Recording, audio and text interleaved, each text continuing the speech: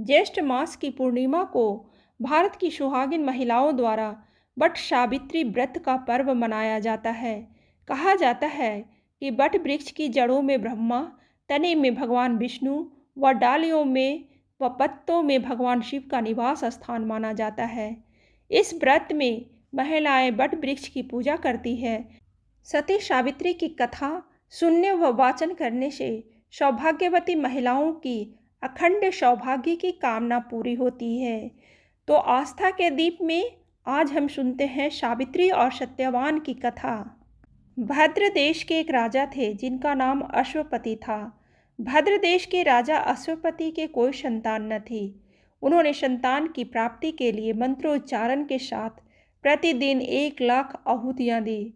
18 वर्षों तक यह क्रम जारी रहा। इसके बाद सावित्री देवी ने प्रकट होकर वर दिया कि राजन, तुझे एक तेजस्वी कन्या पैदा होगी। सावित्री देवी की कृपा से जन्म लेने के कारण कन्या का नाम सावित्री रखा गया। कन्या बड़ी होकर बेहद रूपवान हुई। योग्य वर न मिलने की वजह से सावित्री के पिता दुखी थे। उन्होंने कन्या को स्वयं वर तलाशने भेजा। सावित्री तपोवन में भटकने लगी। वहाँ शाल्व देश के राजा धूम्रसेन रहते थे। क्योंकि उनका राज्य किसी ने छीन लिया था, उनके पुत्र सत्यवान को देखकर सावित्री ने पति के रूप में उनका वरण किया। ऋषिराज नारद को जब यह बात पता चली तो वह राजा अश्वपति के पास पहुँचे और कहा कि हे राजन, यह क्या कर रहे हैं आप? सत्यवान गुणवान है, धर्मात्मा है और बलवान भी है, पर उनकी आयु बहुत छोटी है। वह अल्पायु है। 1 वर्ष बाद ही उसकी मृत्यु हो जाएगी। ऋषिराज नारद की बात सुनकर राजा अश्वपति घोर चिंता में डूब गए।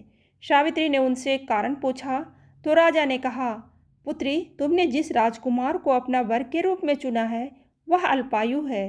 तुम्हें किसी और को अपना जीवन साथी बनाना चाहिए। इस पर सावित्री ने कहा कि पिताजी, आर्य कन्याएं अपने पति का एक बार ही वरण करती है।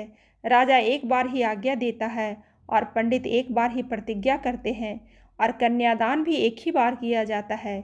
सावित्री हठ करने लगी और बोली, मैं सत्यवान से ही विवाह करूंगी। राजा अश्वपति ने सावित्री का विवाह सत्यवान से कर दिया। सावित्री अपने ससुराल पहुंचते ही सास ससुर की सेवा करने लगी। समय बीतता चला गया। नारद मुनि ने सावित्री को पहले ही सत्यवान की मृत्यु के दिन के बारे में बता दिया था। वह दिन जैसे जैसे करीब आने लगा, सावित्री अधीर होने लगी। उन्होंने 3 दिन पहले से ही उपवास शुरू कर दिया। नारद मुनि द्वारा कथित निश्चित तिथि पर पितरों का पूजन किया। हर दिन की तरह सत्यवान उस दिन भी लकड़ी काटने जंगल चले गए। साथ में सावित्री भी गई। जंगल में पहुंचकर सत्यवान लकड़ी काटने के लिए एक पेड़ पर चढ़ गए। तभी उनके सिर में तेज दर्द होने लगा। दर्द से व्याकुल सत्यवान पेड़ से नीचे उतर गए। सावित्री अपना भविष्य समझ गई। सत्यवान के सिर को गोद में रखकर सावित्री सत्यवान का सिर सहलाने लगी। तभी वहां यमराज आते दिखे। यमराज अपने साथ सत्यवान को ले जाने लगे। सावित्री भी उनके पीछे पीछे चल पड़ी। यमराज ने सावित्री को समझाने की कोशिश की कि यही विधि का विधान है, लेकिन सावित्री नहीं मानी।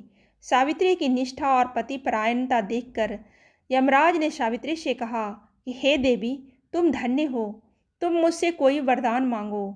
सावित्री ने कहा कि मेरे सास ससुर और वनवासी अंधे हैं, उन्हें आप दिव्य ज्योति प्रदान करें।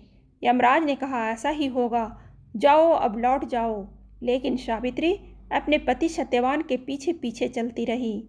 यमराज ने कहा, देवी, तुम वापस जाओ। सावित्री ने कहा, भगवान, मुझे अपने पतिदेव के पीछे पीछे चलने में कोई परेशानी नहीं है। पति के पीछे चलना मेरा कर्तव्य है। यह सुनकर उन्होंने फिर से उसे एक और वर मांगने के लिए कहा। सावित्री बोली, हमारे ससुर का राज्य छीन गया है, उसे पुनः वापस दिला दें। यमराज ने सावित्री को यह वरदान भी दे दिया और कहा, अब तुम लौट जाओ।